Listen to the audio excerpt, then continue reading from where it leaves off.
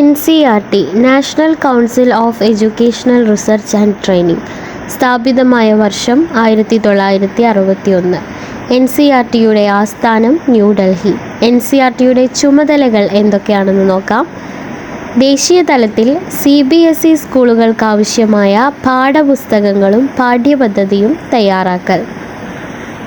സംസ്ഥാനങ്ങൾക്ക് മാർഗദർശകമായി വിദ്യാഭ്യാസവുമായി ബന്ധപ്പെട്ട വിഷയങ്ങളെക്കുറിച്ച് ഗവേഷണങ്ങൾ നടത്തൽ. ദേശീയ പാഠ്യപദ്ധതി ചട്ടക്കൂടുകൾ തയ്യാറാക്കൽ. പുതിയ പഠനതന്ത്രങ്ങളും സാമഗ്രികളും വികസിപ്പിക്കൽ. പ്രീ സർവീസ്, ഇൻ സർവീസ് പരിശീലന പരിപാടികൾ സംഘടിപ്പിക്കൽ.